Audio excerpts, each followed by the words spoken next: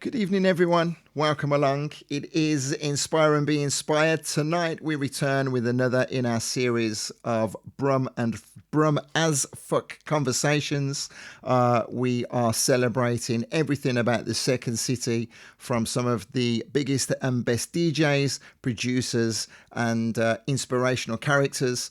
Tonight, we are discussing the birth of UK Garage in Birmingham.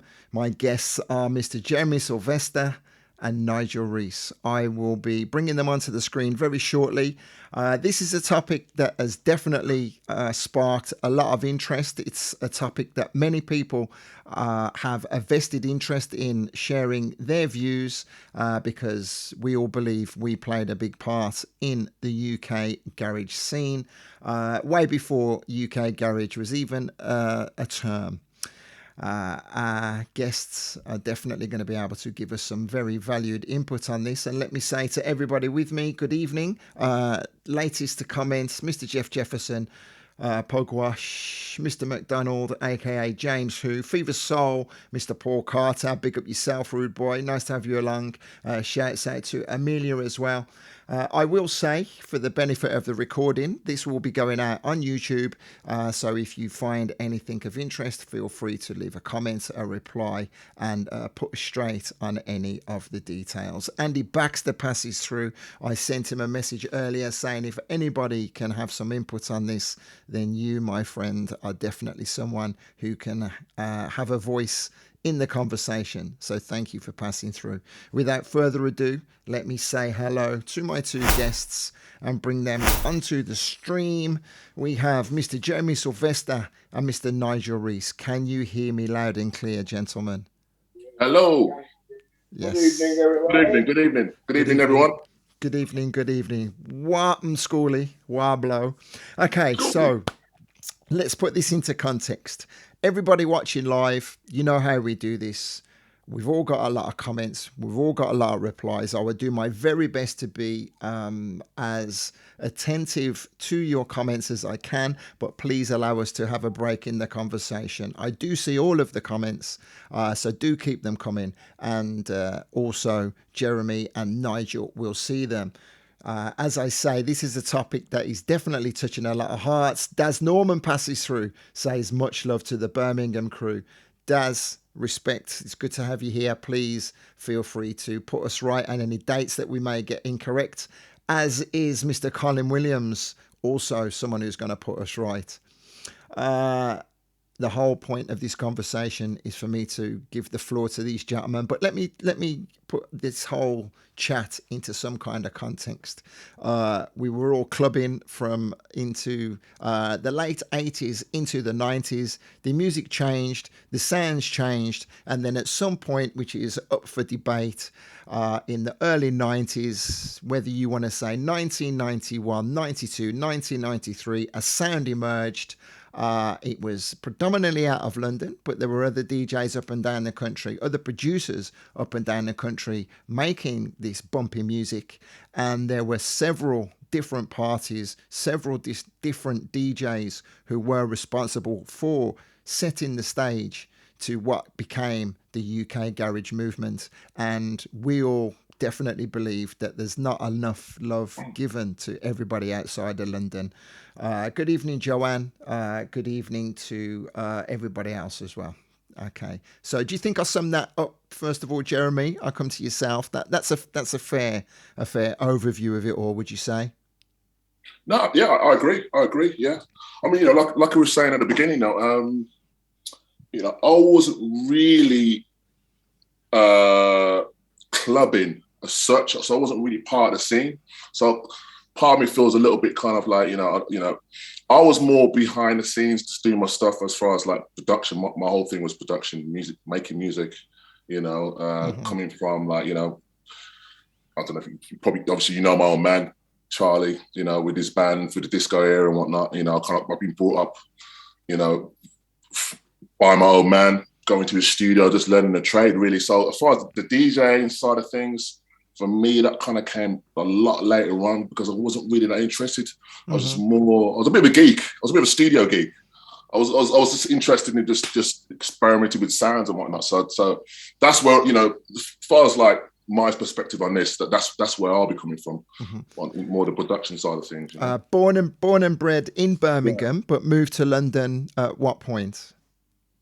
Well, I actually moved to London probably around about 95 maybe, possibly 94. That's when I moved. Moved to London, and that's when I hooked up with Nice and White Records from there.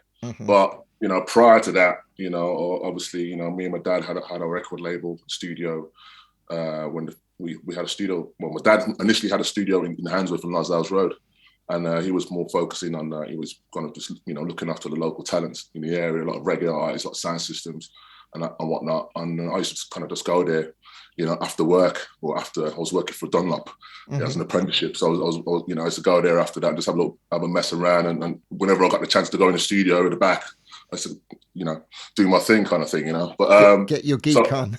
Yeah, I was just, yeah, you know, any chance, any opportunity, you know, of you know, my dad had like two engineers, a guy called Louis, Eye to Eye Louis, and then a guy called Rob Lewis. So I used to kind of just go in there whenever they popped out for lunch or something like that. I used to just kind of just see what I can do on the old Atari ST and just have a little play around and just see what I can do, really.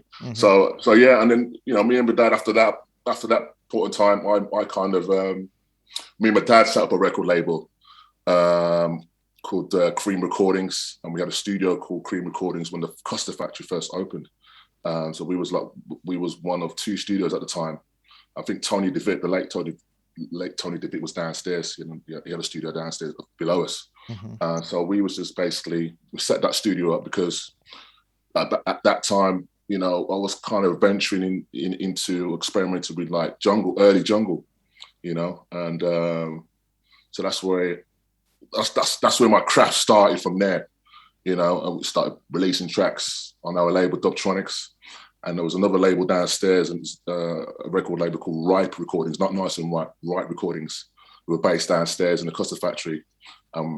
There I probably got some of my early releases through compilations albums, and that's through them as well. I actually released an album through them via Peppermint Jam Records in Germany as well. My first ever jungle album was through them via Peppermint Jam.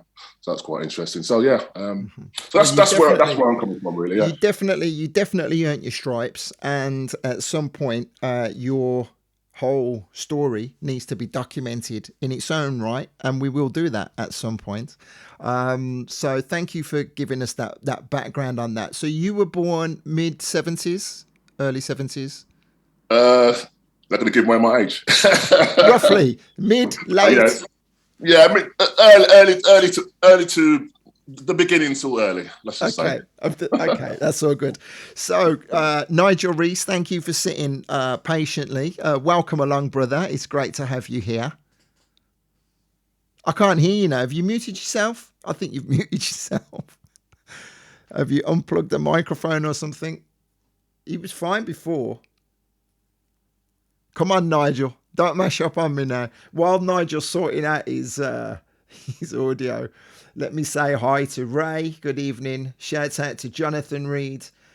Fever Soul is saying Jeremy the Don. Let me scroll up as well. Jeremy, Colin Williams says Slam, a big tune. That was a Nice and Right, the actual Nice and Right label that was, I think. Yeah. Good. I think it was one of my early attempts at Speed Garage. Okay, so Smoothie is here. He's saying big up. How are we getting on now? Have you put your Bluetooth on your speaker? I bet you. I got you. Bluetooth things on, and it's. Can you hear me now? I've got you. You got me now. Yeah. So let's start again. Good evening. Sorry, mate. So I put a Bluetooth box on it, and it came for a Bluetooth speaker. Nice to have you with us. Push or either move back a little bit or change your screen. That's it. You're perfect there. I want to be able to see all of your wonderful face. So, Nigel Reece, tell us ever so briefly about your music history in the second city, because again, this is not going to be your life story. That comes at another point. My music genre is deep, but as I said, I'm going to start from early days, 1990. Tell me 1990. all right, I'm going to start from the days of going out to cream venues back Okay. in the day, in the early Marco Polo days. Mm-hmm. Yeah. I used to follow Patrick Smooth quite a bit because he had that bouncy kind of flow of music that I liked. And also Rob Firm. Mm-hmm. You remember Rob Firm? Of As I said, course. you was more the housey, very housey vocalist side of the house side of music. Whereas I thought Patrick, he had a bit of a bassy kind of sound that I was into. Mm-hmm. And then obviously going down to London from there, I just found the kind of rhythms that I like to listen to, you know what I mean? Okay, well, let me pause you there because I think we've skipped a little bit too forward. I want to get a little bit of context on your backstory. Tell me before then, tell me 88, 1990, when the rave scene blew up, were you, because I don't think you were on the rave scene then, right? Were you on the... No, I was late. To be fair, I think I came on the rave scene in about 1992. Okay. So what were you doing before then? I used to play football before then. I wasn't really the going out type of person. Okay. Like that. No, I was more into R&B and soul, lovers rock music. Wasn't really on that kind of tip of the old house music, and it was only later on in the late 90s I started to venture out, and I thought, But as I says, it wasn't my favorite type of music I listened to. I was more going out just to be out with people. Than the music, because the kind of music I like to listen to, I wasn't getting it at the time. So that was from there. I ended up going down to London because obviously I knew London was the place to be to listen to really good, deep kind of music, the sound of music that I like to listen to. Okay, so how did you start playing music? When did you become a DJ? It was only after going down to London and listening to their sounds, the sounds down there gave me the inspiration to want to actually start DJing. And the person who helped me through this was a young man at the time by the name of Paul Bird. Yeah, he was the one who gave me the inspiration. He actually taught me how to mix at the time, you know what I mean? Taught me how to mix, and obviously going to London and getting the type of tunes that I like to listen to, it enabled me to get on to loving the music that I do now. I get you. So you mentioned London, and Marvin is here. Good evening, sir. Thank you for passing through. We are not trying to take any of the accolades away from London. We are not trying to change. No. We're not trying to change the story of what was done. But there are people up and down the country who, I did say at the very beginning, feel quite passionate about this scene. They feel that they are part of the scene because we all feel that we helped it to progress. So your and my relationship, Nigel, would have been built up around Marco Polo's, as you say. Yeah. I always held you in high esteem as someone who enjoyed his music, but I also always remember having fun memories. I say that with a wry smile on my face. You always used to come and sort of like give me a bit of grief about, come on, Woody, play some different tunes, man. You know, flex it up. And then you would come, we would go out a hell of a lot around the country, and you'd be saying to me, come on, man, play something for the boys. And I'm like, Nigel, I'm working. You know what I mean? I'm not playing for the 5 people that have come in the car. I've got to play to that 300, 400, 500 people in front of me. And you know, and I always remember that because I always knew the fact that, look, I'm here to do a job. And then that was how slowly but surely, as the music evolved, that's probably why I never took. That's probably why I never took off from as a DJ, because the style of music I was playing, it wasn't really readily available to the listening crowd out there at the time. Like how the music you was playing, the genre of people was out there, you accommodated for. But my type of sounds that I was playing, it was more of a niche, could I say, type of crowd that's going to want to listen to my kind of music. That's right. But that would have been the same for a lot of these people who were watching this. So going down to London, the argument stands 1991, 1992, Matt Jam Lamont would have been one of the first DJs on the Sunday scene. And that's what you were going down and checking out, right? Yeah. Matt Jam Lamont, Tough Enough Brown. He had another chap named Dominic Spreadlove. He was very inspirational for me, Dominic Spreadlove. Yeah, that's true. People like Nicky Sims, who I looked up to as very big DJs. They inspired me to take up the profession of playing music. Mm-hmm. So you would come back up to Birmingham after buying these records, spinning. Now, these are genuine questions because I don't remember. I remember giving you the opportunity to play at Marco's. Were you playing anywhere else outside of Marco's before you put on your own parties, or was Marco's the place where you first cut your teeth? Now there was Marco. There was a couple of little venues in Wolverhampton at the time. They're no longer there. The unit, but obviously that was after. That was after playing them. But Marco's was probably one of my first places that I was given the opportunity to play my music. And is there another place called Nosy Parker's? Yes. But Nosy Parker's was much later on. Nosy Parker's was the back end of the 90s. Yeah, well, so, I'm gonna say it would have been Marco Polo's, and obviously then the radio came along soon after, where I was able to obviously get more play time. Playing on a pirate radio station at the time. Remind me what station that was? Silk City. Okay, yeah, because we were talking with Jay Harms Jedi a few weeks ago, and he was talking about that.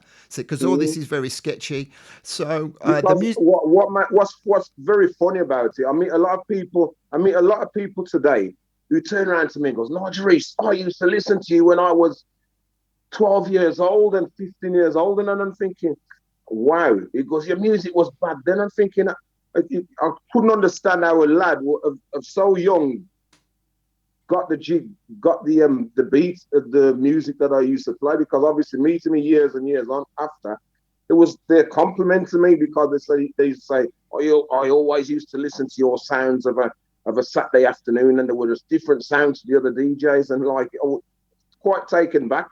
But to be fair, I didn't realise there was people out there who was generally into what I was actually doing.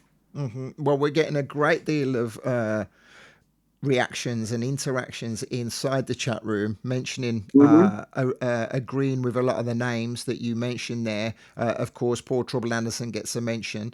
I wanted to make sure that Norris the Boss, of course, Daryl B as well was down there, one of the early guys. And I mean, there's so many, but what I want to do is make sure we give a mention to Everton, because Everton was a guy who also... rest in peace, absolutely. Most definitely. Goes without saying that, dude. Yeah. Energy, he came up on the mic. I've got tapes of Everton from 1994, 1995 on the microphone, wanting to get onto the decks. And again, very much that the darker underground sound. And I was very much thinking about, okay, so we've got to give the whole package. There's times to bring this in and out and whatever. And I always do recall, and I've said it, I'm happy to say it time and time again. I mean, you and I were really close, Nigel. We travelled around a hell of a lot. But I was always saying, no, we've got to hold back, man. We've got to... There's got to be a right time, because sometimes I thought your music was a little bit too dark. Even though I loved it, it was incredible. You turned me on to a lot of music.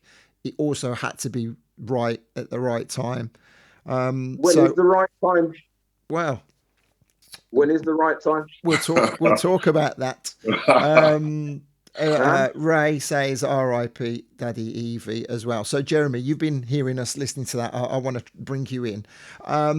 You were very apprehensive of wanting to talk about Birmingham in the early days, but what I think is important, because I am going to be bringing together a lot of the names that we're talking about here and having sort of like a call-in where everyone can have their own little bit of input. But as a producer, when you eventually started making the 4/4, 4/4, what would you have classed it as back then? Because UK garage wasn't even a term, was it, back in 93, 94? Well, the thing is, right, like I said, my background, growing up through my dad's band, disco, funk, soul, I started listening to and making real underground, like house, like really influenced by Strictly Rhythm. Deep house.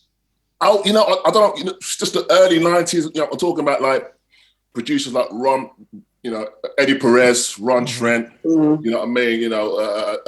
Early Roger Sanchez, Roger S, you know what I'm saying? Todd Terry. Yeah, Todd Terry, massive influence. And, so like that was because I can hear the roots of where it's come from. And that was my background through the disco and from my dad and all that, So that came natural to me, you know what I mean? So I was, growing up in a household, my parents from Grenada, so very much soca based. So we had that, that kind of rhythm, right? So it kind of worked well for me. So that's naturally where it come from sound wise. So yeah, I just kind of like, I used to just search for specific. I was very, very, very, very niche in my sound.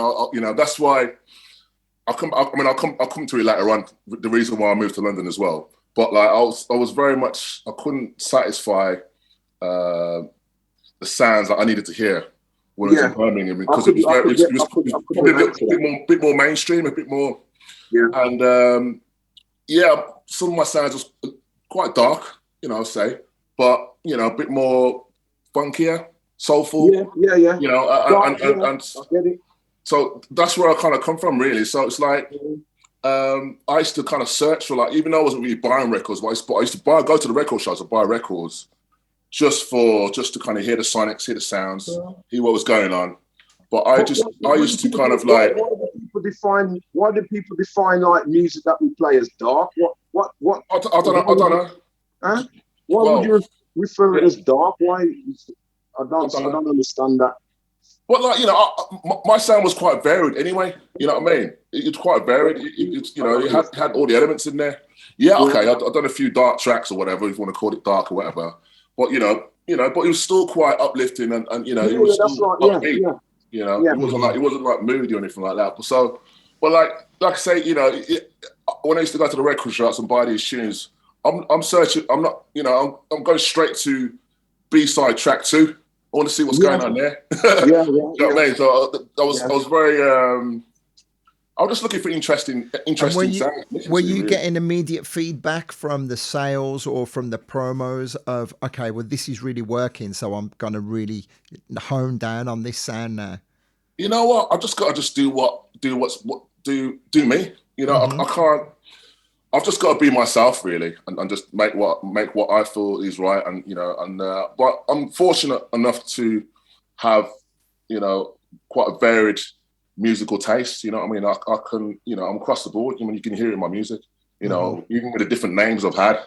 You released a whole heap of either previously unavailable records or records that didn't do great at the time on your Bandcamp.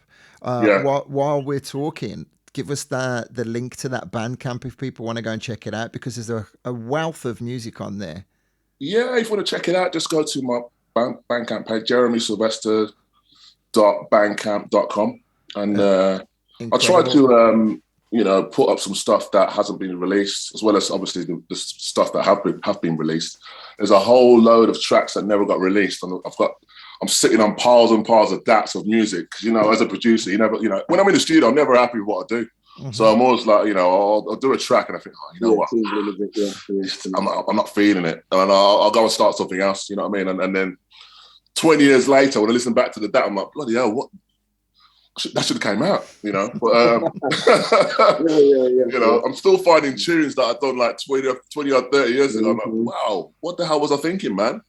But, but that's where the Bandcamp's come quite handy, as the fact that I can actually just put out my music as and when, and put it out there for people to enjoy, and it's great. Well, Colin Williams is saying, Hold on. We got so many comments, it's impossible for me to keep up with them. Your sound from a Londoner really became a sought-after sound in those early days. We all previously would buy Sylvester tracks almost without listening to them. They were that good. And it was only later on that we found you were not from London, you see. So You know that's what? crazy. Well, it's mad because all this time, even people now, some of my friends I met in London, they still think I'm from London. It's mad. Yeah, I love it. yeah. But when I tell them from Birmingham, I'm like, what? You from Birmingham? No way. Really? The Birmingham I thought it was a crew. London. Yeah, man. Tell them it's talent up here, you know. Let me say good Talent evening. up here, you know. Sorry, I'll come to you now, Nigel. I want to say good evening to Danny J. Lewis, undeniable legend on the He's scene. a legend, absolute legend. Joe How you doing, Plank. Danny?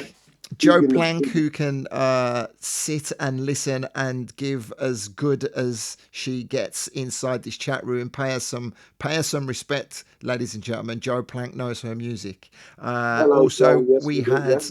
Jeremy Braithwaite was passing through. I do believe. My boy Jeremy B. Big up, boy. There you go. So we got some legends taking part in this conversation. So what I wanted to do, and I'll keep repeating this because people will catch us at different times throughout the conversation. We want to talk about the birth of the UKG movement in Birmingham. It's kind of like a clickbait title, to be honest, because UKG didn't really come into existence for many years after. So let's focus on Nigel's story now. I'm going to give you the floor, Nigel, and tell me about how you saw the scene progressing, because we were slowly building up momentum with Marco's. You would get to travel with me. You would also start to do your own parties. So tell me about how you see the progression from 92, 93, in your own time. Tell me how it all went. Well, to be fair, I weren't really watching what other people was doing, you know what I mean? Because I loved the music that I was playing, you know what I mean? I tried to go to places where I could listen to it or even try and get something on there so that we could, bring a different vibe to the Birmingham town. So obviously, you know that I used to do the System nightclub, which was on Bristol Street, of a Sunday night. What year did you start that? Damn, whoa. It's got to be 2000 at least. Well, I've got flyers from 2001. It would have been about 2001, in the early 2000s, yeah. Not earlier than that. I would have to if you gave me 1 minute, I could go off I've got a portfolio of all my work that I've done over the years. Surely you were doing the System before I was doing Nosy Parkers. You're right. I'm definitely. You're looking at 1994, 95. Jesus Christ, that's a 7-year discrepancy. Right? That's a 7-year discrepancy there. You can't say 2001 and then go back to. No, when I think about it, I'm thinking back now because obviously it's been such a long time. This has been going. When you said 2001, I've just remembered I'd done my first big jam exposure party started in 2001. So I was doing. Patrick Smoothie saying 98. Joe Plank is saying 98. Smoothie said 98 again. Joe Plank says I was 18. It was definitely 1998. 98. Yeah, okay. Amelia is saying that. That's how I recall it. So we used to do Marco's. I will take not credit myself, but I was one of the guys behind. I was the guy behind Sunday. So I do think Marco's was a pivotal time. After Marco's closed, then everyone would go over to the System. That wasn't called Jam Exposure, was it?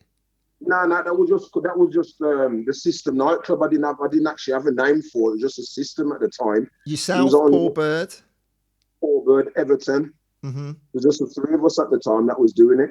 Mm-hmm. And did you ever bring guests up? Yeah, well, occasionally. Obviously, when I first done my first Jam Exposure Christmas night dues, I've had Soul Solid crew up. I've had Norris the Boss, as you know. I've had Timmy Magic up. I've had. Yeah, but I mean specifically at the System. At the System, no. The only person I brought it from was Dominic Spreadlove to the System nightclub on Bristol, and I think I ran that for about a couple of years. Yeah.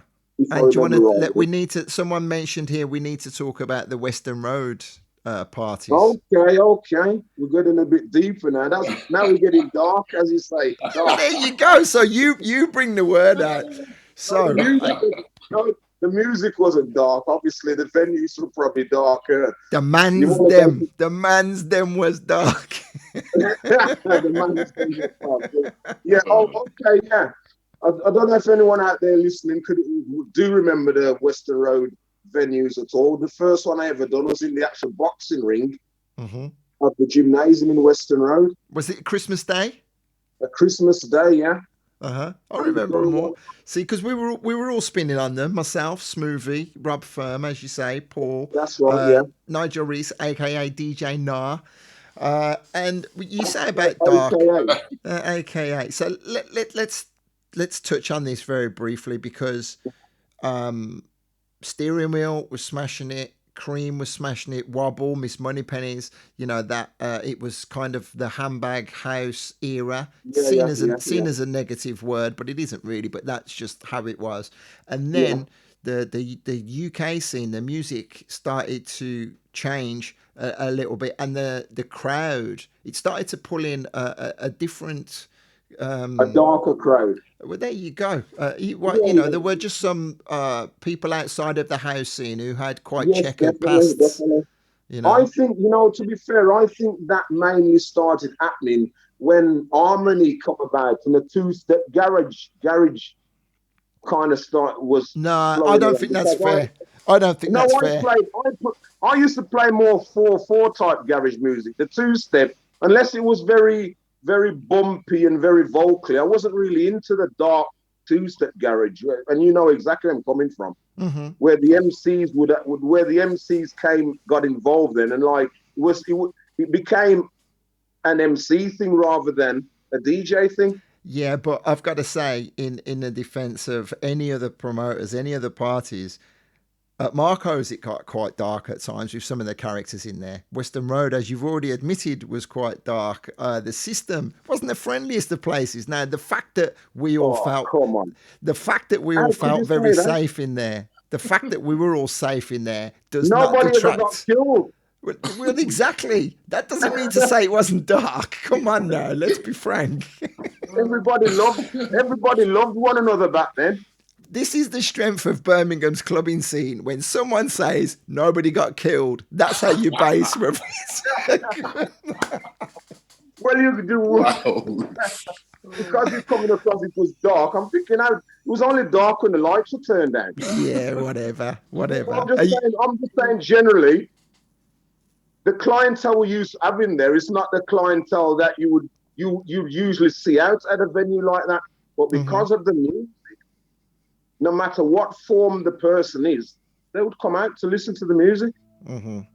So there's hardly ever any trouble like there is today in today's society. Well, let's forget about today's society. We're focusing on the music. We're focusing on how the scene progressed. So it's quite fun sitting and just listening to this. So the music that you were pumping and that you were playing and you were promoting, if you can remember, I can remember someone like 500 Records. You were a big fan of 500 Records. You remember that label, Nigel? 500 Records. Yeah. That label. Find the Path was one of the. You ain't alive, baby. Get by the fire, baby. I think that's one of your. My voice is terrible. You must know that, Nigel. You know that too. You know. Yeah, I do. 500 Records. Anyway, yeah. I don't remember the label though. 500 Records. Is that the label? The name? I think it was an orange. Was it an orange label, or was it orange label? I don't know. I only ever had white labels. Back then, a lot of my tunes. Of course. A lot of my tunes were white labels. You know what I mean? I knew what it was. So I'm getting to the question. If you can remember some of your favourite producers and labels back in the mid-90s, Nigel. MJ Cole. Excellent. Todd Edwards. Excellent. Todd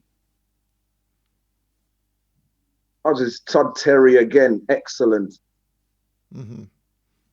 Yeah, I could go on and on, but you were were pulling out that. Now in hindsight, they're more of the larger names. You would definitely get in the more underground tracks and the deeper tracks, the more reggae. I think that was it. The more reggae. They were reggae, yeah. They had the reggae based theme to it. I get that. Yeah, more like a. So I did say Andy Baxter's here commenting. Andy was definitely someone who was representing back then. Paul Andy Woodman, Chambers, another chap from back then. Paul Woodman is commenting, saying all different colours on the 500 records, and Marvin DJ Swiftfingers. Disciple, DJ Disciple as well, yeah. Swiftfingers says Paul and Earl from 500 records. Yes. Confetti records, big back then as well. You know, nice and ripe, yeah. So, okay, so I keep cutting in, Nigel, because I think you're getting your dates mixed. So just tell me in your own perspective then how you remember things, how it went on and the scene progressed, and tell me about the first big jam exposure that you did then. Oh, going back then. He's going to get the year wrong, I'm sure. No, I'm not. Listen, it's been so long ago, right? You don't keep things in your head, you know what I mean? I can't keep so much stuff in my head, you know what I mean? It goes after a while because obviously I don't feel it like how I used to then. But if you give me 1 minute, I can get a portfolio and I can just run you down what you need to know. Go on then. You should have prepared all of this before. Sure. Right then, Jeremy. I feel like getting my portfolio out. I feel like getting my Discogs out now. You know what I mean? Well, you said that we were talking before we went on air, and you were like, "Don't pull me up on any dates, Wardy, because you've give me a rough figure of how many records you think you've actually released. Oh wow, 1,000, 1,500, not that many. I mean, it's hard probably for me to tracks wise. Yeah. Releases it's in the hundreds, obviously, like quite a few hundred. Too many. So as I mean, that's not even including all the unofficial. The bootleg type things as well. We won't pull you up and make you name any of them. Some of your biggest tracks were bootlegs, and is that purely because of the having to get having to pay the sample clearance and things like that? Was that the whole idea behind it, or was it more of a pseudonym? You didn't want to know it was you? What was the thinking behind that? Well, I mean, with the whole bootleg thing, you know, it was supply and demand, really. It was a business. I mean, people love to hear bootleg or garage or house mixes, or, you know, of a popular R&B pop song that's out. That was out, at the time. So that's how Club Asylum started. Yeah.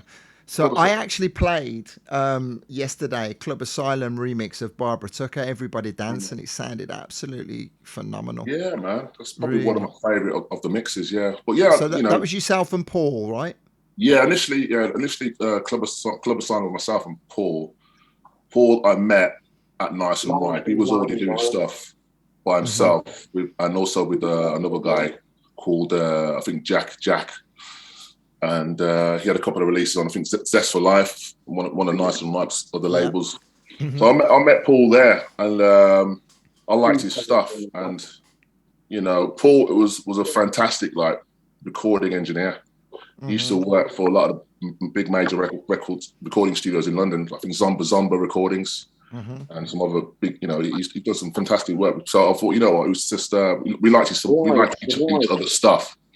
So we just decided to, you know, let's do something together, and then we started putting out a few kind of white label bits. I think maybe a couple of tracks on one of the Nice and Ripe's labels, and then we decided to because he was into his R&B and I was into my R&B as well, and just working with vocals. So we decided, you know, and this is when the whole kind of two-step thing started to come in. So we just decided to, you know, the boss of Nice and Ripe, he kind of encouraged us to, George Power, he kind of encouraged us to kind of go down to the record shops and just go look for R&B acapellas, you know, just find them, you know, that's current, and just remix it in our own style, really, just garage it up, really. And that's how it all started. So we've done 3 volumes. Volume 1, Club Asylum, Volume 1, Volume 2, Volume 3. I think one was with what was it now? Jodeci, Casey and JoJo. The other one was with Dina Howard, and then with Sean Patterson, I think it was, just one of the third ones. So that kind of launched the whole Club Asylum thing. And the thing is as well, they were official. They were bootlegs, right? But what happened was it got so popular, then obviously the major labels got wind of it, you know. And so they contacted us. We're thinking they're going to sue us, you know what I mean? But they ended up like giving us more work off the back of it.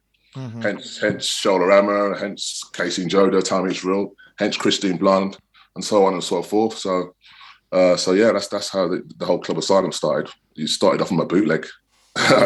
We're getting a lot of I'm going to come to you in a second, Nigel. We're getting a lot of names dropped in the chat.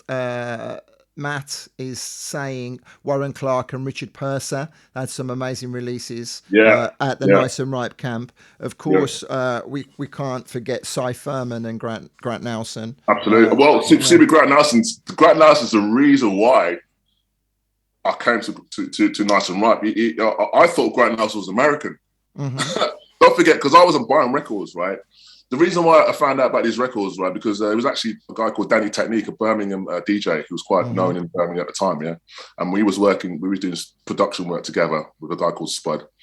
And then, so I used to kind of just look through his records. I used to kind of look through his records, and the records that I was picking out from his collection were like, a lot of them was Nice and Ripe stuff. And I was thinking, Nice and Ripe, who are these guys? I thought they're American label.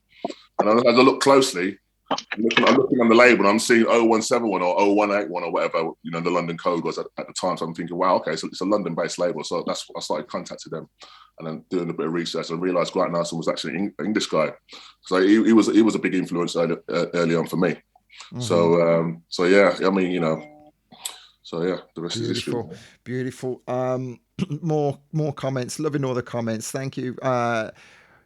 Let me ask this one question. Jeremy, you've been asked by Paul Woodman, how were you doing the bass sound for all of the speed garage stuff? I mean, that probably comes a little bit later on. Yeah, I mean, the thing is, right, I mean, at that time, I was sampling a lot of records. I used to sample a lot of stuff from all over the place. And don't forget, you know, I was making jungle. I was doing a lot of jungle records at the time as Dubtronics. So a lot of the sounds, my floppy disks and all the sounds that I was using in jungle before I moved to London, I was bringing them in, you know, on some of the housey stuff as well. So that's why a lot of my early stuff, you know, on Nice and White was quite bass orientated, you know, 4/4, but you know, with the jungle kind of sounds. The jungle sounds. I get that. I get that. Richard Perry, now north of the wall, but he says can't forget Danny Technique, and he's tagged him in. So if you do come and check out this recording, Mr. Andy Baxter at some point tagged Mr. Angus Campbell. Oh, I actually see he's in the chat. Easy, sir. B15 Project representing. I actually I made my first two-step record with Angus, so got a lot of love for that man, as I'm sure he knows. Okay then, Nigel, bring the knowledge. I'm bringing the knowledge, brother. Right. Jam Exposure was actually launched in 1996. Okay. Yeah. I've done my first Jam Exposure Christmas night do in 1999 at the Western Road Gymnasium. In 1996. 1999, I said. Oh, I thought you said it was called 1999. So Jam Exposure. Have you got the flyer there? Have you got the flyer? I launched Jam Exposure at the System nightclub in 1996. Okay. Yeah. And if I remember rightly, Patrick Smooth, Everton, Rob Firm.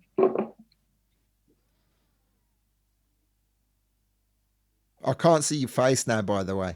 Sorry. I need to look into your gorgeous eyes. There you go. I got you. Yeah, Jam Exposure. The first one of my first launches of Jam Exposure was in the System nightclub. And that was the 4th of February, 1996. Yeah. You had the likes of myself, Everton, Rob Firm, Patrick Smooth, DJ Shaft. Those are the chaps that's pioneered my night with me. And then Christmas night, the official launch of Jam Exposure Christmas night party started on December 1999. And the lineup, as you know, Mr. Andy Ward was there, DJ Chambers, Tom. Do you remember Tom and Jerry? Tom wasn't Tomek working with Nitrate at the time? I'm not too sure. Back to Ian Woolman, the B52 project. B15. Your ex-partner, yeah. B15 project. Sorry, yeah, that's right. And One Cut Valentino. Wow.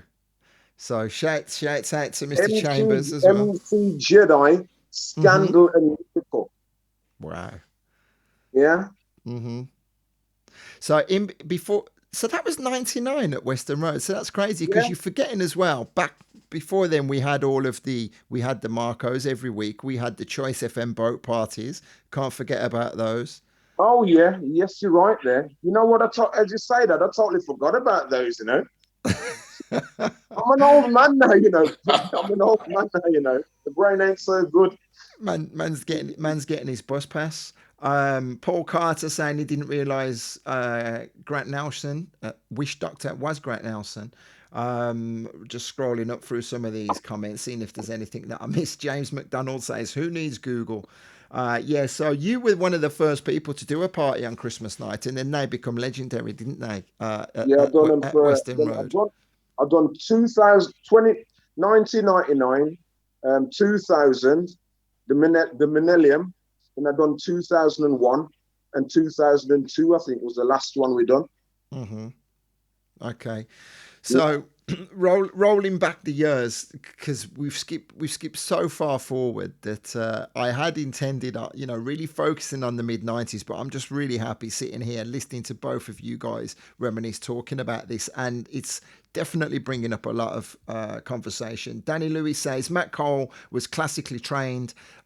He's incredible with his composition side as well as technical on the production. Obviously, I don't think it's unfair to say most people will pinpoint that Ramsey and Fenn sound down to the talents of MJ Cole as soon as he left. Their sound changed completely, and I don't think it was ever the same. It was never the same again. And then Amelia is saying, what about the strip club? I mean, there's so many parties, so many different events. The Platinum Nightclub. Yeah, that's right. Yeah, the Platinum Nightclub. Yeah, that was it, Platinum. Colin is saying, I've known Grant for decades, didn't find until later. The same way that I found out Psychotropic was Gavin Mills, DJ Face. So many of these pseudonyms. Talking about pseudonyms, Mr. Sylvester, a little project unknown. It just had three letters on the middle of the record. G-O-D. Any stories about that record there? I remember that label. The thing is, a lot of people asking about that. I mean, the original G.O.D. was Todd Terry. Todd Terry. Todd Terry done the first one, right? But actually, obviously nothing to do with Nice and Right, because Nice and Right done the whole G.O.D. as we know it series. And then G.O.D. 1 was actually Grant Nelson. G.O.D. 1, part 1, was Grant Nelson. And then when I moved to London and started doing stuff with Nice and Right, then they decided to put stuff for the one me to do stuff for G.O.D. 2. I didn't know at the time, because basically how it worked was I just make a load of tracks, and then the label just put it on whatever label they choose, really. In the office. That probably answers something in the back of my mind regarding some discrepancies, and I think that's what I remember in the back of my mind. So that will clarify a lot of things. Okay, I didn't realize that, but you did go on and make some huge G.O.D. records, right?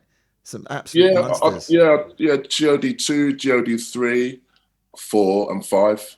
Okay, so I didn't see that's That's really shocked me. That's really shocked me. But obviously, my actual name wasn't on the record, I think, until 4 or 5, so people didn't actually know it was me as such. What? So that's what I was going to ask. Was that an actual a marketing move, or just the way that it flexed? I think because I don't know. Actually, I don't know. I think they just wanted to make it look like it was like an exclusive import from America, because that was part of the strategy with Night and Ripe as well. I mean, if you look at some of the credits on there, we'll make up stuff like some mad names like Ricky Suare or like Miles Fontaine, like some Italian American names, just to make it look like it's come from America. Even some of the credits as well, recorded in like Hit Factory New York or something like that. Just to make. So that was all part of the marketing strategy behind that. So the initial GODs were kind of made to look like it was kind of an exclusive import from the States or something. Mm-hmm. That was crazy. I do remember hearing some of those stories, and I'm very proud because one of the guys who was responsible for the marketing of the Nice and Ripe label was a gentleman by the name of Colin Aubrey. I got to meet Colin from someone who came to Marco Polo's, introduced me to Colin to get me a gig at Bagley's. Remember Bagley's, Nigel? So definitely beautiful. Film studios. I ended up taking 5 coach loads of people from Birmingham down to Bagley's. I remember that. Got myself a residency down there, but Colin put me on the mailing list, and again, someone else who unfortunately we lost recently, Fionn Anthony. He was putting out a lot of their early records on Nice and Ripe and subsidiary labels. So I got all the backstory of all of those bits and pieces. So what you got there, Nigel? I just found another fly with your name on it. Christmas Night Cracker. Myself, Poor Bird Everton, from London Underground, Carl Tough-Enough Brown and Mikey B. Wow. At the Touch of Class gym in Western Road. Can you believe it, eh? And what year is that? So I thought it was earlier than 99, obviously not. All I've got is like the 25th of December. I don't even know what year this one was. Yeah, that would be right on Christmas night. yeah. What year though? I've got another one here. We played in Leicester. Andy Ward, Nigel Reece and Verdi and Lombardo. Yes. Lombardo, yes. Yeah, I remember. Lombardo. Yeah. I actually I gave Colin Williams a link to listen to an Iron Apple special that I'd done on Galaxy back in the year 2000, and there was an interview on there with KJ and Lombardo. So those guys are definitely representing. And again, as I say, Leicester, at some point we're going to bring people in from Bradford, Leeds, Huddersfield, Manchester, all of these guys who definitely can say they played their part. Nottingham as well, Northampton, can't forget the Northampton crew, Milton Keynes, so many different people, and I'm going to be able to set it up so we can have a phone in as well. So that's going to be quite interesting. What's this one, Nigel Reece? The Unit. Yes, the units. Get a Grip presents The Coming, the first ever underground house and garage all-nighter in the Midlands, giving you the opportunity to experience that London vibe here in Wolverhampton. Hosted by yourself, Andy Ward, Glenn Woods, Tom Dexter, KJ, Nigel R, myself, Stingray and Stevie Magic. Yeah? Bad boys. There you go. What year was that? Wow. You know what? I can't understand. All these flies have not got a year on them, They just got the unit, Wolverhampton, the 5th of September, and that's it. Does it say Saturday? Year. Does it? You can go onto Google and put the day and the date in and find out roughly what the year was. Okay, so another question here. Seeing as I've got you here, go on. You can work it out from this because he was playing on Choice FM around about that time. Mm-hmm, that's right. I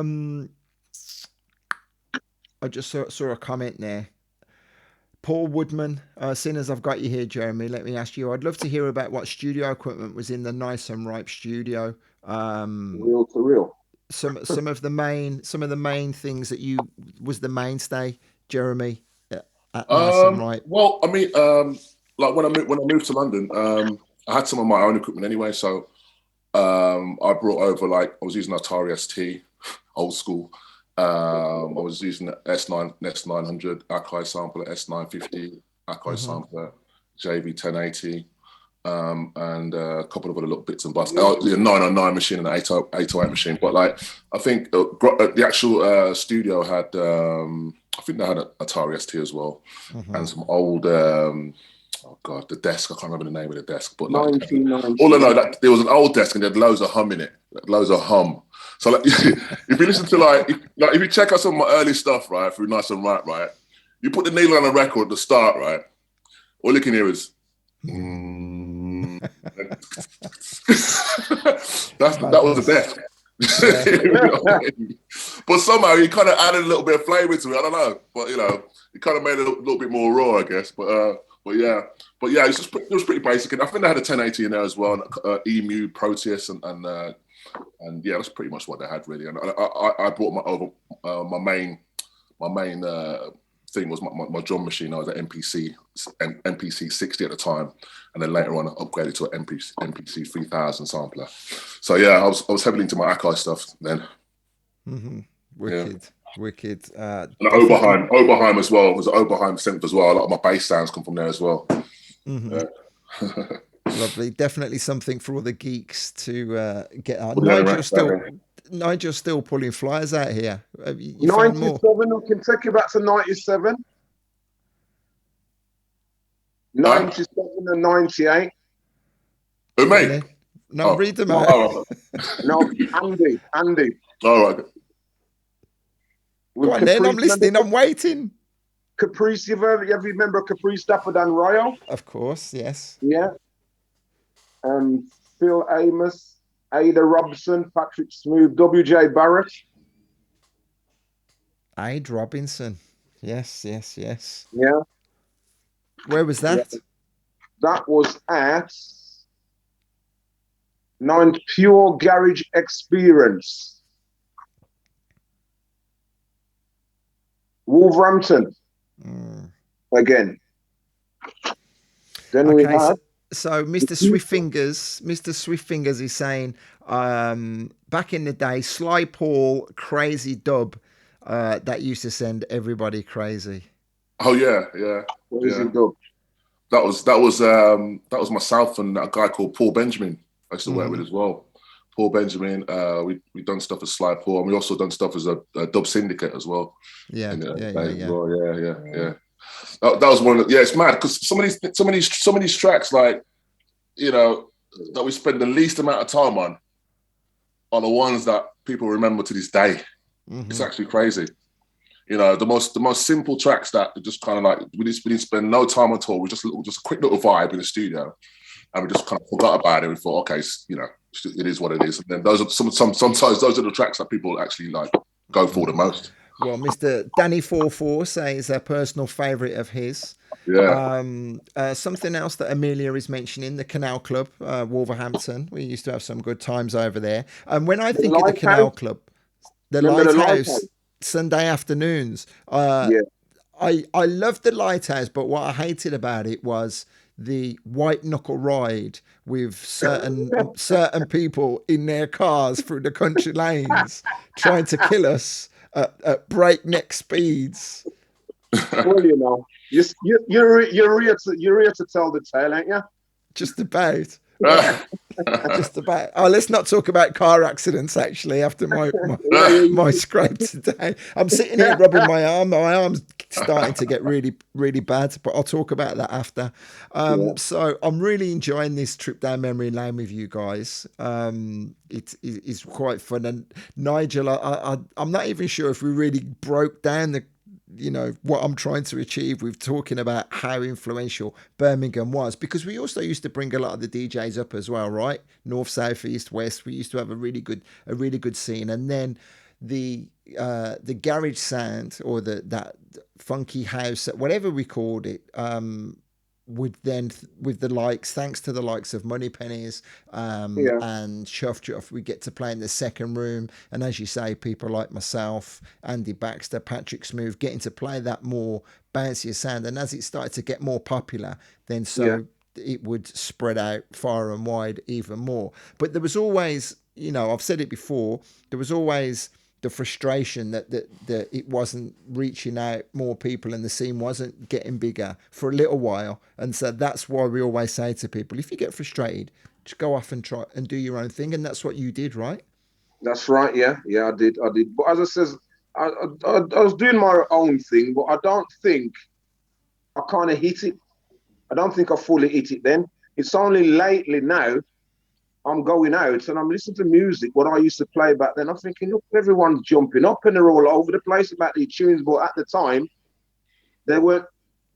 I was playing these tunes and people wasn't feeling it like how they're feeling it now. Like obviously, I go to venues now. What Jeremy puts on, other promoters put on the garage scene now. Only Ways Garage is a classic example, and all these sounds that we're hearing now, I was actually trying to bust these sounds back then, but it weren't really. I don't think I really got it fully. Mm-hmm. You know. Yeah. Well, it was very niche. It was very connoisseur. People was very. It was. I suppose the music I was playing was very nichey. Mm-hmm. I had to have a certain genre of clientele who was into the kind of vibe I was throwing. Mm-hmm. Yeah, that I think that's a fair analysis of the way that it was. Where I would put something on at the sister nightclub, right, and like you'd have up the road to put very housey and baggy venue on, and you go up there and it's fully random, but yet you listen to the music and it's not really giving you that vibe, you know what I mean? And that's how I felt anyway. But I go down the road and think, well, the music down here is banging out. Why can't people feel what I'm feeling? Mm-hmm. So swings and roundabouts, I suppose. But as I says, as time's gone on, I now go out and I see people getting down funky and boogieing on down to the tunes that I actually used to play back then, and I couldn't understand it. But I suppose with Birmingham, it took a while for them to catch on to things, whereas in London, boom, you hit it and they've got it straight away. Mm-hmm. Birmingham was a slow process, obviously, and then Harmony came on the scene, and that's where it changed again, the garage scene, you know what I mean? Mm-hmm. Definitely. And then with the rise of the garage movement in the back end of the 90s into the 2000s, we did cover this actually with Jedi and Nitrate. Yeah.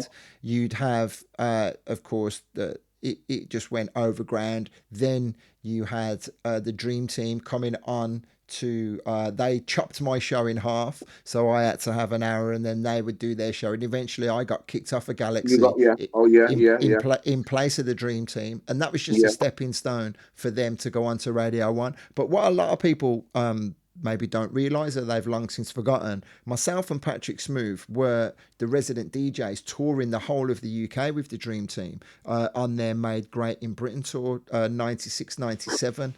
And that was a really big thing for Patrick and I. We were really quite proud of that. So that's, we were always there at the forefront of pushing this sound forward. Because I have very, very vivid memories of the Sunday mornings, for example, at Marco's, which was very much your handbag house, people still smashing it from the night before, from Cream, Wobble, Tintins.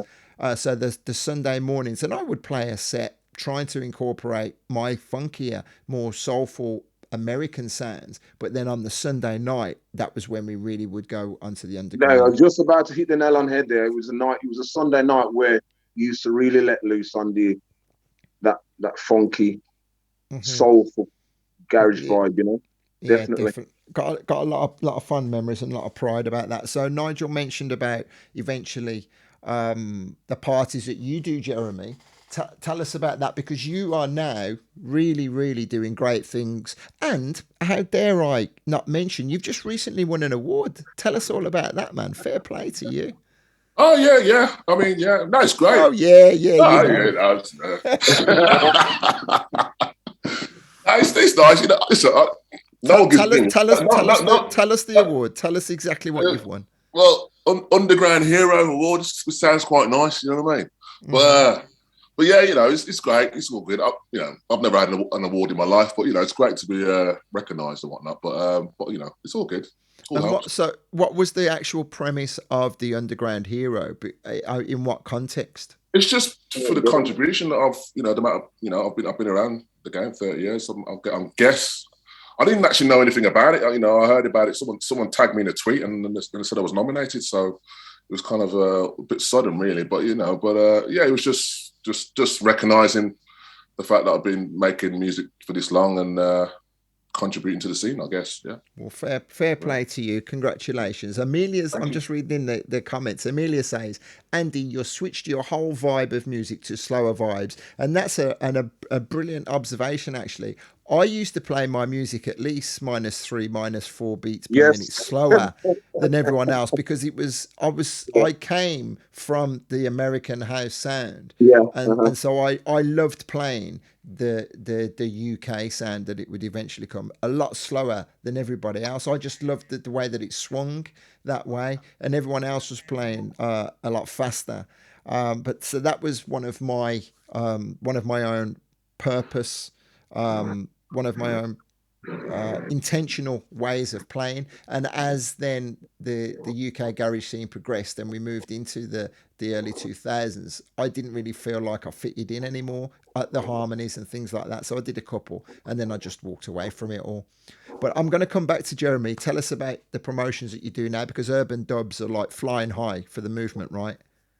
Yeah, I run a channel called Urban Dubs. Obviously, Urban Dubs is a label as well. I incorporated a YouTube channel, and initially it was just like an outlet for me to just put out my music, and then we started doing the live streaming on there for the past about 4 or 5 years now, which has gone from strength to strength, and just really it's just to showcase, just people that I like, people I just want to, just new talent really, and just my guest slot.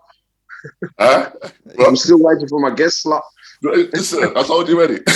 Oh, man. You're coming, man. So yeah, so gotta give props to Fever, of course. Shouts out to Byron. He was doing really good for you. MJ as well. You taking her under your wing, and she's doing big things. Yeah. MJ and there's a guy called DJ Whoosh, who's actually a guy called Nutcracker. His MC is well known for his on the drum and bass scene as Nutcracker, but his DJ name is DJ Whoosh, so he's coming through as well.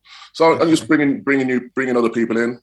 It's just a platform really, just for people that I like, and I like their music and whatnot. Just I think they're talented, and we're kind of just building something from there really.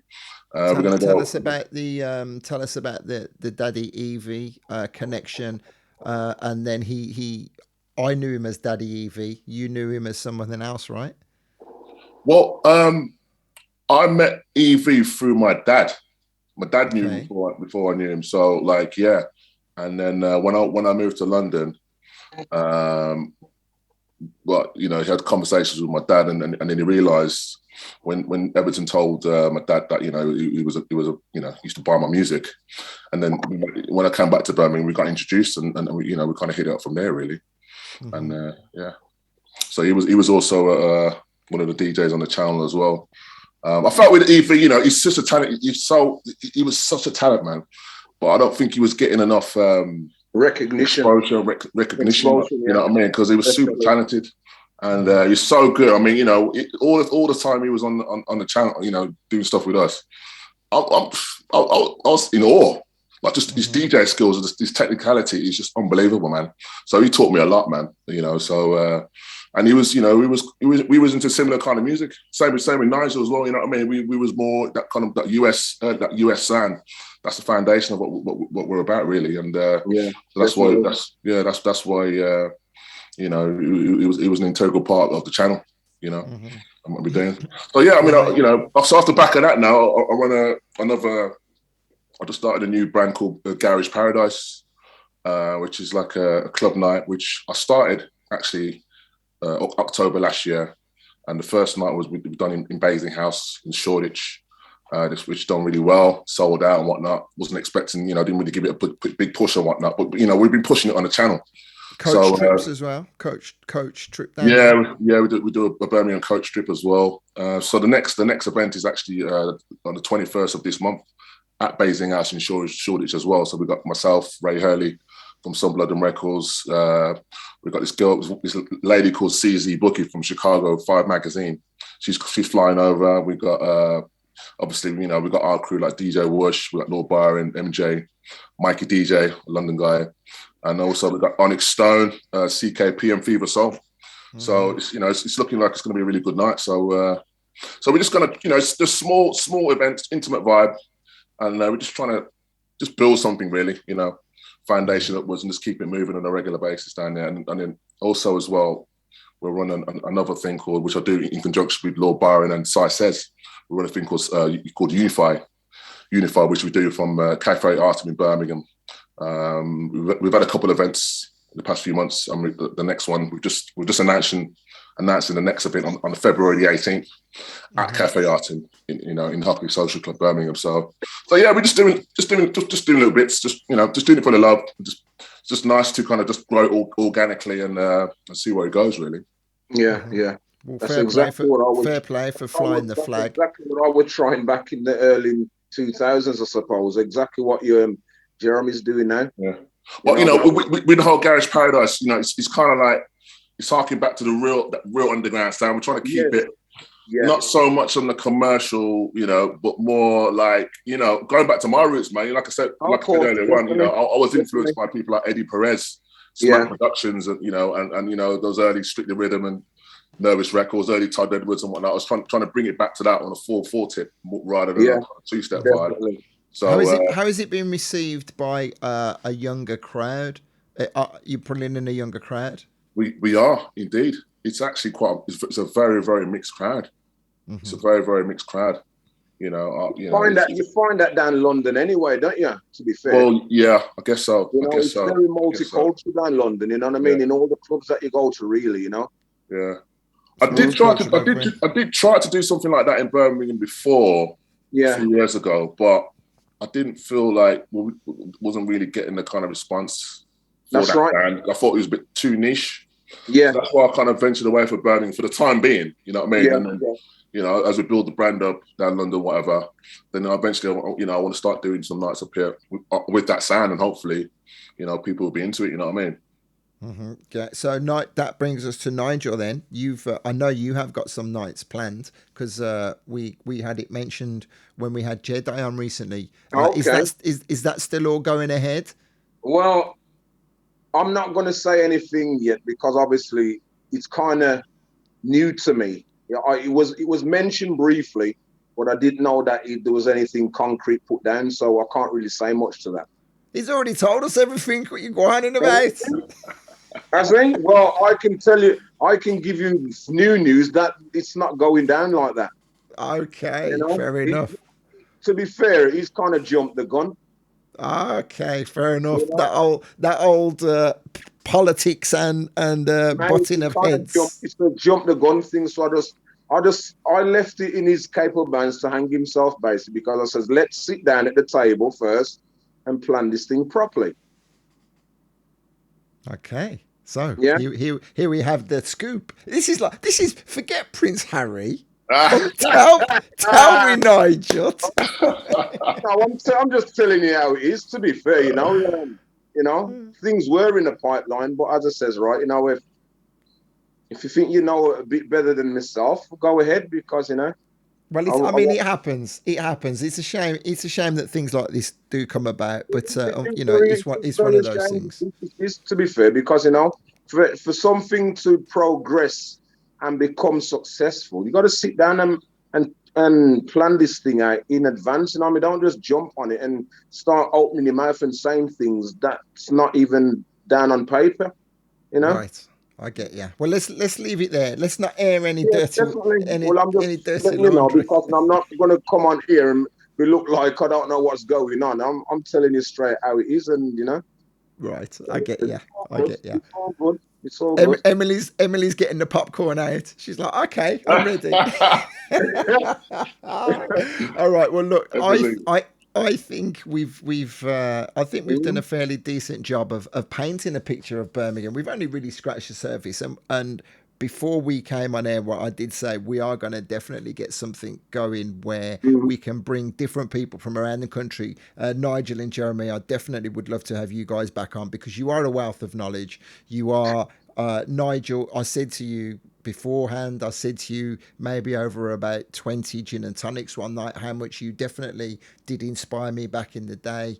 Your musical taste, you know, you gave me that little nudge every now and again to take the music a little bit more underground than I probably would have done, you know. But so thank you for that. Thank you for being a big part of the telling journey. me now you're telling me without the gin and tonics. I can accept that now. Now you believe it now. I do appreciate that now. No problem, my brother. I will always give you the love. And Jeremy, I'm sure I've said to you on several occasions what a huge inspiration you've been, not to myself but to so many people who are watching here. So thank you as well, man. No, anytime, brother. Anytime. Respect. Anytime. Okay, guys, I am going to say a few more words to these people, and I'll bid you farewell. Thank you for joining me. I truly appreciate it. Is there anything else we want to discuss before I say goodbye? Or we good? No, we're good, I think. We're good. I'm working on an album. My first ever album. Well, solo album, my first ever Jeremy Sylvester album. Working on it right now. Towards the end of the year, we're looking to kind of put it out. So look out. We want the scoop. Bring it here, and we'll do it. Of course, I'll give you the exclusive, Andy. You know that. We'll do a listening club, right? All right, guys. I'm going to say goodbye to everyone. Happy living, everybody. Yes, indeed. Wise words. Take care, people. Take care, guys. Respect. All right. Okay. Wow, lovely. Loved it. There you go. So we got a little bit of a scoop there, didn't we? I didn't really want to pry too much. I didn't want to poke the bear too much. Thank you, Nigel. Thank you, Jeremy. You can see here on the screen, coming up next week, we talk about Birmingham legends, Mr. Pete Gooding. He's going to be telling us a story around the early 1990s and how he would have then spread his wings to conquer the world, one of Birmingham's favourite sons. So check that out. Let me pay some attention to you guys and your comments. Please feel free to keep the comments coming, guys. I'm just going to scroll up and read some of these. Danny says, amazing, Jeremy. Can't wait for the album to drop. Jeff saying, big love all. Mr. Smooth. Patrick, you know it's coming, right? You and I, 1-to-1. We're going to get it done at some point. Amelia, thank you for all your comments, Amelia. Your memory is impeccable. Fever Soul is having a little chuckle at that. Paul Carter is loving it. Respect to Paul, definitely an aficionado of the sound, a big supporter. Love the Instagram account. Keep up the good work, my friend. Mr. Swiftfingers, thank you very much for passing through. I will definitely be talking to you and getting you involved when we discuss about the UK sound up and down the country, because I know full well. I also had tagged Malcolm Wheelove because everyone has got their own stories, whether it's 1991, 1992, 1993. All of the accounts vary up and down the country. Andy Marriott, what's happening? I'm not going to say anything. I'm just going to go. Come on, pretty boy. What are you saying? Daz Norman, thank you. Also, Daz, stories for days. You need to be involved when we do that nationwide call-in. So I'll be in touch, Daz. I've already got your name written down here. Cal, I need you on Sky TV. The last thing you need is me on the TV. Pete Gooding included one of the tunes on a Mixmag CD back in the day. That's from the Iceman. Andy Baxter as well. If you're still with us, we'll get you on at some point. And everyone's saying, great, listen, thank you. So this has been live on my Facebook, only on my profile. I managed to get quite a few of you watching. I am going to rebroadcast it again. You may be watching this on the YouTube broadcast. I'm scheduling it on a Wednesday evening to go out on YouTube. My YouTube channel, as you can see on the screen, is youtube.com/DJ Andy Ward. If you could head on over there and subscribe to the channel for me. I'm slowly starting to add the content. I'm slowly starting to pay attention. I've had my YouTube channel for 15 plus years now, and I've never really given it the attention that it deserves. And I'm starting to learn a lot more about why YouTube is definitely the way to go to reach more people. So I thank you for being on the journey. I can say no more than that, really. Getting lots of love for people. Danny44, great job. Keep up the brilliant work, and wishing you a speedy recovery. Yes, very quickly. This morning, walking back from the gym, I got licked out by a car. Well, that sounds right. That sounds nice, right? Hit by a car on the side of the road, lying in the bushes. I've got a badly bruised foot, and as the day's progressing, I'm realising that I must have got hit on the back of my arm because, oh, can you see that bruise there? That's where I got hit by the wing mirror of a van. And it's really starting to hurt me a lot now. That's why I was fidgeting all the way through that. But I'm okay. As you can see, I'm fine. Just a little bit sore. Thank you for mentioning it, and thank you for asking. Okay, I'm going to get out of here. Painkillers are waiting for me. I've got half a tub of Haagen-Dazs waiting for me in the freezer because I'm feeling sorry for myself. Thank you to my guests, Jeremy and Nigel. Thank you to all of your comments. This has been, without a shadow of a doubt, one of the most commented posts that I've done. Inspire and be inspired. It's a pleasure to bring these talks to you. I love you lots. Respect. See you later.